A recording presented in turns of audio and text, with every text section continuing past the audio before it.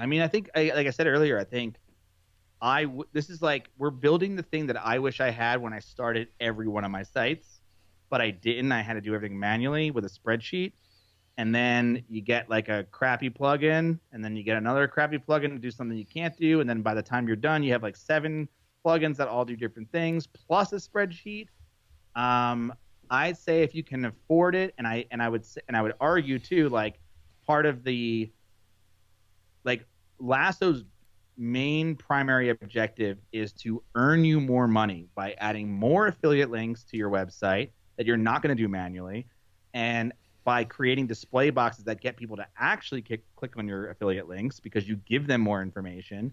That is the point of Lasso. So to make back $19 a month should not be that difficult. In fact, that's the kind of like, we thought that for when we were charging $49 a month for it. We're like, this is the point of this. It's like paradox, right? Because the point of it is to help you earn more, but at the same time it costs more. You're like, well, what? Chicken before the egg kind of situation. Mm-hmm. I feel the same way about SEO tools, where it's like, it's $100 a month for something like Ahrefs, and you're like, yeah, but that is what gets you there. That's what gets you to a professional level. So if you did it early and that was where you spent your money, yeah, that's kind of how I feel about it. So yes, I say start, and if you start earlier, you have less shit to import and fix and things. And I would say, two answers. So, Matt, I generally agree with a lot of what you said.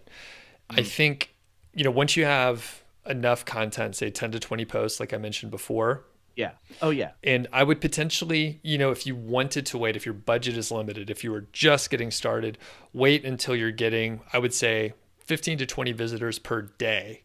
Because at that point, I believe you're probably going to get some conversions and you will be able to pull that revenue in. Now, there's no harm if you have the budget to go ahead and put it in ahead of time. But if you're like, okay, I only have $20 a month that I could spend on this. I need to get some traffic in. So I know that, the revenue will come in. So yeah, because people are on a budget, so I know a lot of them are out there. Yep. Cool. Good question, Justin. Okay. Bob R7 Eagle says, if you have 2 affiliates, can Lasso search those 2 affiliates for the same product in both affiliates without you manually checking each affiliate for that one product? So I'm not sure I follow. So if you're searching for a product, can it find the same product in multiple affiliates? Not yet. Okay. So you would have to find it. We only have an API with Amazon in this version that's out today. Cool. Our goal is to have many more APIs added to Lasso so that you can do that kind of thing. Okay. Excellent. And just shout out to everybody in the crowd here. We were creeping up to like 140 people. We got 130 people like the Q&A. Just a few more here. It looks like we're ramping down. So Chunky Moose is asking for any advice for someone just starting out, launch their first site. Chunky Moose just enrolled in my course. So, follow the course, number one. And I would say just take action. Don't try to learn from too many people at once. Follow my course. Information diet. Yeah. One thing, follow one thing all the way through. I say that, you know what? I say this thing about pool care. You go where I grew up, there was a pool store every, mile on our like main street. And so I used to say, well, yeah, if you go to that pool store and you get information from them, then you come to us, like your pool's going to be green constantly because you're getting 2 conflicting different pieces of information because they're based on like chemistry, but different approaches.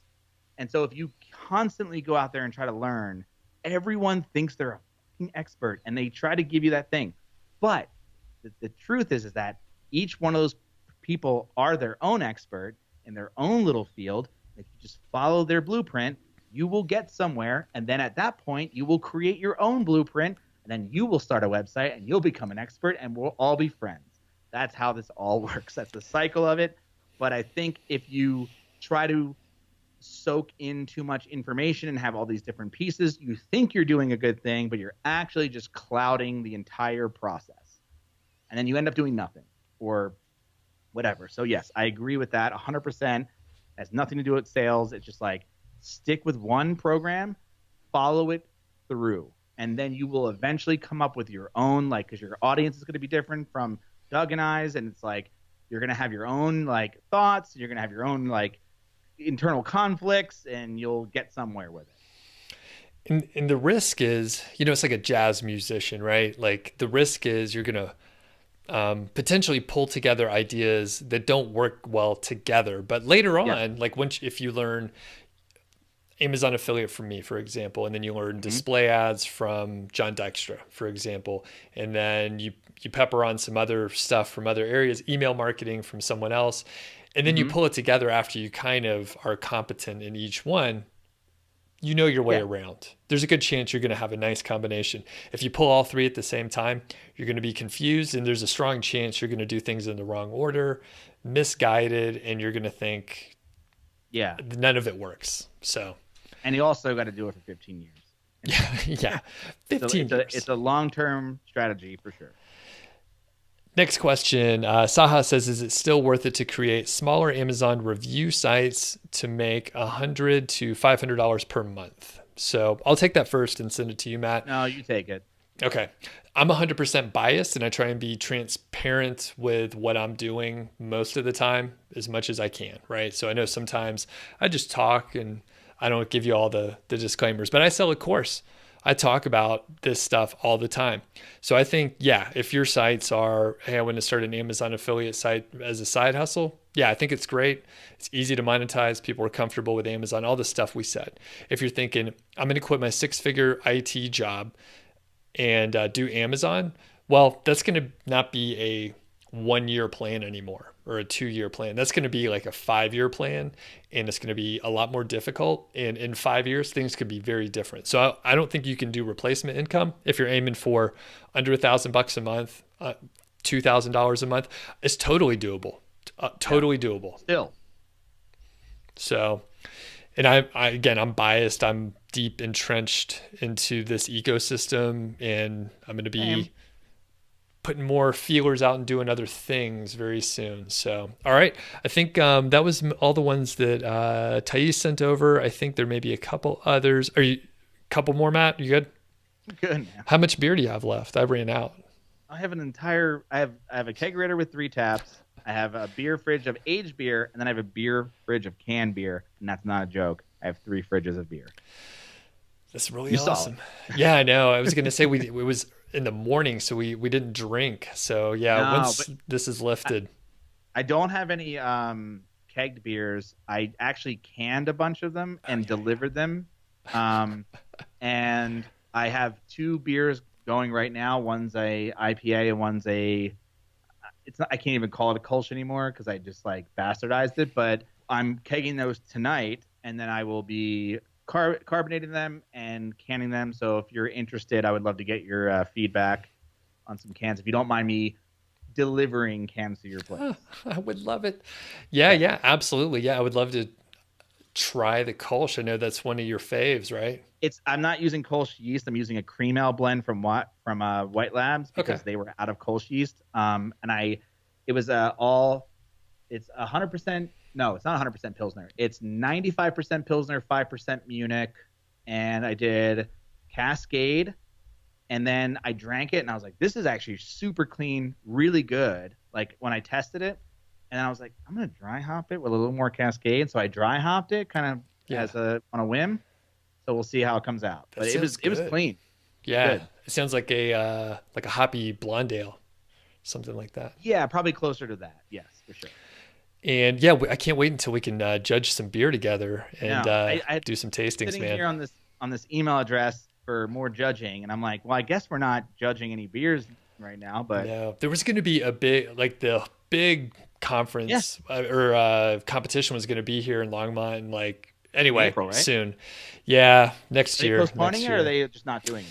I think they're not doing the first round at all, and then there was going to be other judging later, but I think things are all up in the air. So, okay.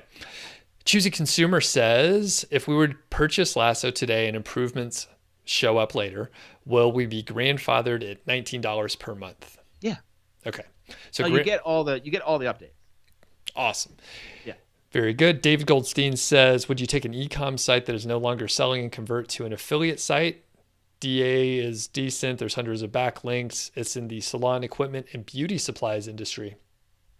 I don't know. I mean, it sounds like you could pivot, right? I don't know. That's kind of out of my wheelhouse. It's like going from an e-commerce to like a content site. I would go for it. I think, make sure the backlinks are clean. And then, like we're saying before, everything's a test, give it a shot. I know taking an existing site with backlinks and a history is a fine way to, short circuit some of the process here. Yeah. All right. And I think we made it through. So Matt, you're an epic guest. I can't wait to have you back on. I can't wait until we could drink some beers. You could join me in the home office here, and we'll see how it goes. I got the kegerator, share some of my stuff as well. So any parting words for folks out there? I mean, no. I mean, we all know what's going on. Like, what can I say to make it any better? I can't. I can just say, now's the time. If you were ever thinking about doing anything, maybe this is an opportunity. I would look at this if you're in hopefully if you're watching this, you're not in dire straits. And if you were thinking about doing something, just now. Get into it. Yeah. Now. It's just like I've literally it's kind of how I'm keeping sanity, is just by going like this. Okay, when this is over, I want to come out like a fucking slingshot, just, and I'm just kind of like quietly working, here in my office, like just, obviously I have a fix that I have to make because it's an Amazon thing, but other than that, like literally it's all of April has been Lasso, just like designing and building and tweaking and testing, and just like, it's a career. It's a straight up career. That's a lot of hours. I wouldn't trade it for literally anything else in the world. I never want to work for anybody ever again. This is a good life. But it has its ups and downs emotionally, but like physically you're good, right? Yeah. You still wrestle with shit because it's a little harder mentally, but I even say like I still wouldn't. I mean, I'd much rather go through that than anything else. Right on. And I think I'm just going to layer on top. I think you're right. Start now. Yeah. People that are crazy enough to start something right now, even if it's not the ideal thing. And by the way, it's never the ideal thing. You got to iterate on it. It's not going to be perfect. You're not going to launch the perfect product. So if you start now, if you're stubborn enough to do something now, like Matt and I are retooling, we're pivoting, we're doing stuff. Once this lifts up, we're going to be in fantastic shape because of all the work that we're putting in.